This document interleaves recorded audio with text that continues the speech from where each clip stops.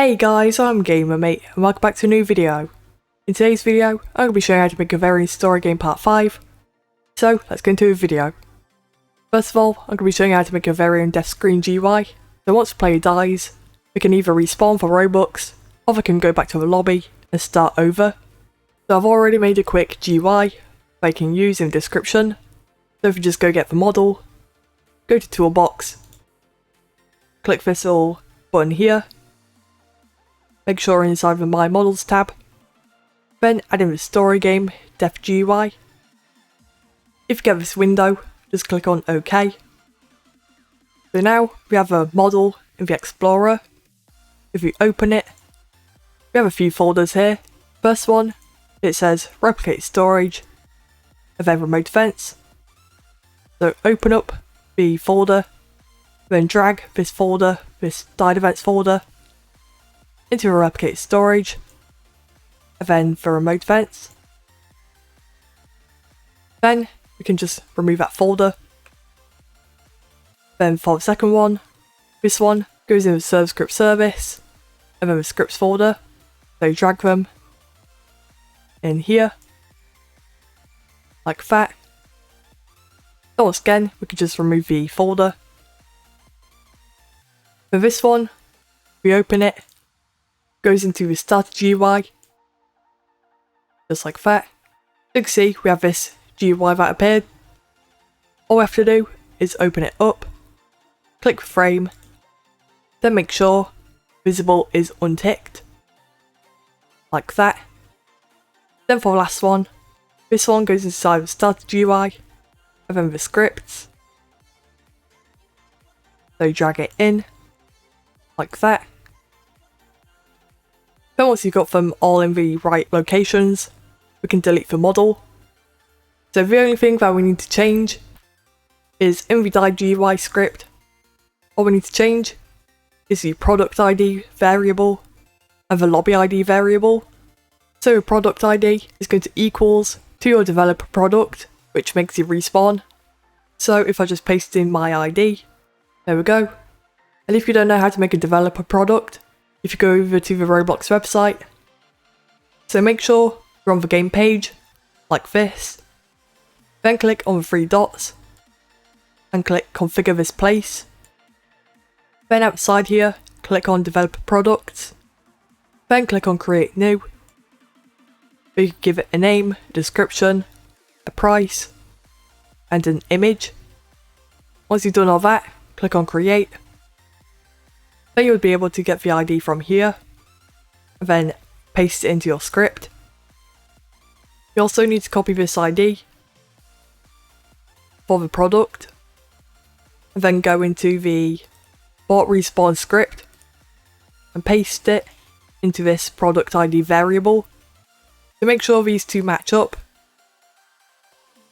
Then for the lobby ID, all we need to do is click View, then Asset Manager, then go to Places, then right click on your spawn place, which should be the lobby, and then copy ID to clipboard. Then we can just paste it in the lobby ID variable. But if you want, you can just close out the Asset Manager.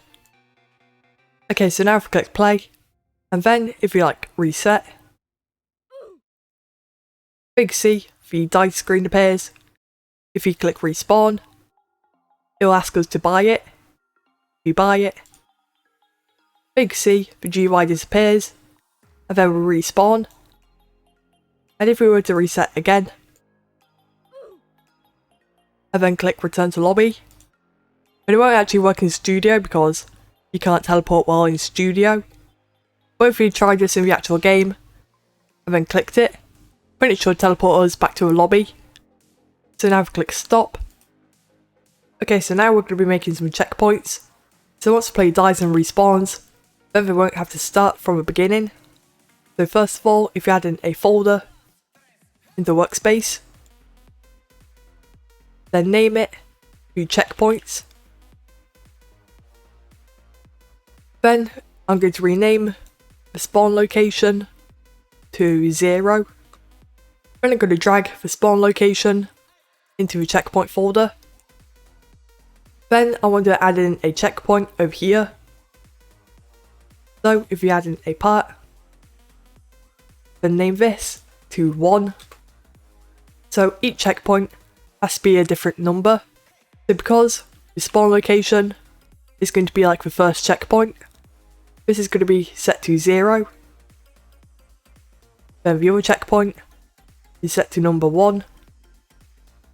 Then if you just resize it,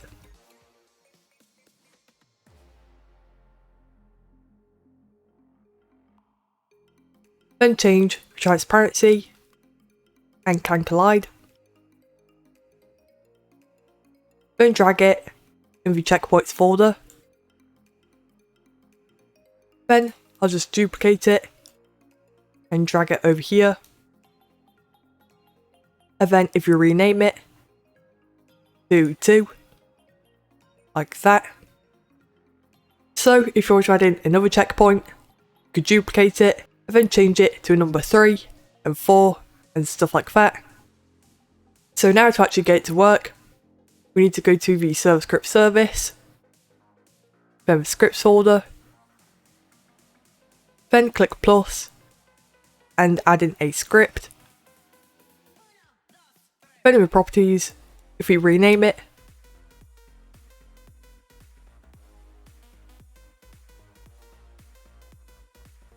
then in the script, type in game.players.player added :connect, then brackets and function, more brackets, and then player.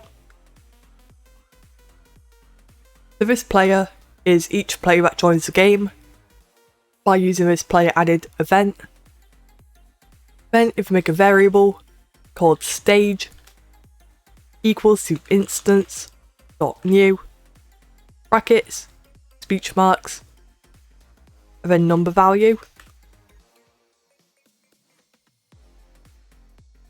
Then we're going to set the stage's parent, so stage.parent equals to player, then stage.name equals to speech marks, and then stage.value equals to 0. So we're making a new variable that equals to a number value that we're creating using instance.new. Then we set the parent to a player. So each player in the game will have this number value created inside of them. Then we set the number value's name to this string of text, which is stage. Then we set the value to 0, meaning that when we join the game, we'll be on the stage 0, which is the spawn location. Then if we go down and make a variable for the checkpoints folder equals to game.workspace :find first child. We'll just zoom out a bit. And then checkpoints. Then we're going to be using a for loop. So for I, comma, checkpoint in pairs. And then checkpoints or checkpoint folder :get children brackets and then do.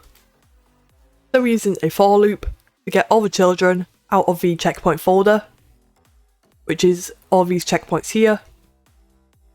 Then if you type in checkpoint.touched :connect, then function, then brackets, and then hit. So this hit here is like each thing that touches the checkpoint using this touched event. So now if you type in if hit.parent, which should be the character, then :find first child, bracket speech marks, and then humanoid, then. So now we're checking if it hits parent, which is the character, which hit the checkpoint. So if the character has a humanoid, then if we make a variable, and we'll name this to like player hit, this is going to equals to a game, dot players, and then colon get player from character, then hit dot parent. So this variable is getting the player from the character that touched the checkpoint, which then we'll be able to set their stage value to whichever checkpoint they hit. So if you type in if player hit colon find first child, bracket speech marks, then stage, then outside brackets type in dot value equals to checkpoint dot name -1, then player hit colon find first child, bracket speech marks, then stage dot value equals to checkpoint dot name. So now we're checking if the player's stage value equals to checkpoint's name but -1. For example, if a player touched the number 2 checkpoint, we're checking if their value is that checkpoint number -1. So this is just like a way to check that we're not skipping checkpoints. Then we set their stage value to the checkpoint's name, which is either 0, 1 or 2. So like I said, if the player is on stage 1 and we touch the second checkpoint, then it'll set their stage value to checkpoint 2. So now if you go underneath this end with a bracket and type in player dot character added colon connect brackets function more brackets and then character, then go down, then we're going to be using a repeat loop, so type in repeat, then if you go down, then this until should just appear by itself, so in between those type in wait, so just repeat waiting until, then on the until line type in character doesn't equals to nil. So what we're doing is just repeat waiting until the character doesn't equal to nothing. So once they respawn, then either go down and type in local humanoid root part, we scroll down a bit, and then equals to, then character colon find first child, bracket speech marks, then humanoid root part, like that, and do humanoid root part dot c-frame equals to checkpoint folder, then colon find first child, brackets, then stage dot value, outside brackets type in dot c-frame plus vector3 dot new brackets, then 0, 2, and then 0 with a bracket on the end, like that. So what we're doing is once character respawns, we're setting their humanoid root part c-frame to a checkpoint c-frame plus vector3 dot new, and then 2 studs in the middle, and this just means that they won't get stuck inside the part. Okay, so now if we click play, so if we open up the player service, then open up me, you can see we now have a number value called stage, and the value equals to 0. So if we go ahead and touch the checkpoint, if I just teleport over, okay, so if you touch it, you can see we're now on stage 1, and if we go ahead and die, and then respawn,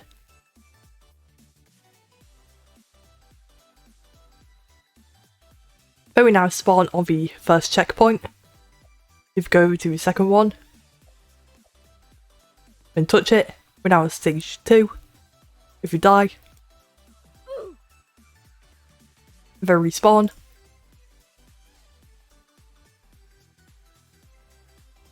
Big C, we're now on the second stage, like that.